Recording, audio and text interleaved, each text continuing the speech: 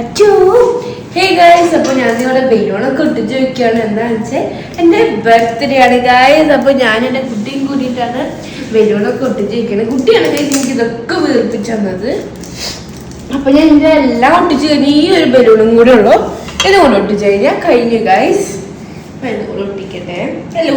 Guys അടുത്ത എൻ്റെ കുട്ടിയുടെ ബർത്ത്ഡേ ആണ്. അപ്പം അതിൻ്റെ വ്ളോഗ് വരുന്നുണ്ടാവും ഗൈസ്. കേക്കൊക്കെ കിട്ടിയ എൻ്റെ കുട്ടി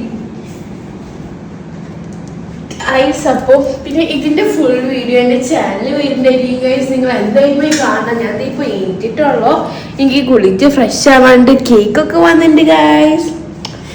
എൻ്റെ കുട്ടിയില്ലേ ഞാൻ ടൂറ് പോയി വന്നിട്ട് ക്ഷീണിച്ച് കേക്കാണ് ഗൈസ്.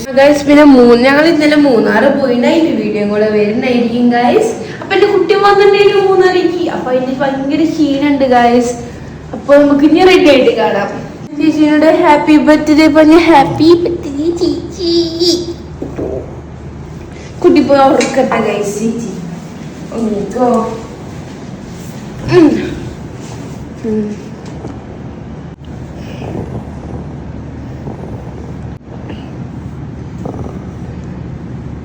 കുട്ടി ഉറങ്ങി ഗൈസ്. അപ്പോൾ ഞാൻ പോയി റെഡി ആവട്ടെ.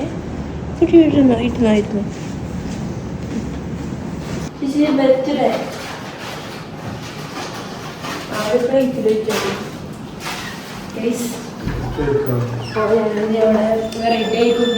പിന്നെ ഇതാണ് കോസ്റ്റ്യൂം. ഞാൻ പിന്നെ കേക്ക് ഫ്രിഡ്ജിൽ നിന്ന് എടുക്കാൻ പോവാണ് ഗൈസ്.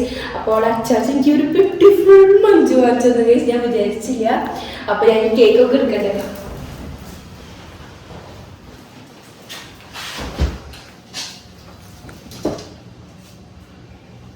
ആദ്യം ഞാൻ കപ്പ് കേക്കാണ് എടുത്ത് കൊണ്ടുവയ്ക്കട്ടെ.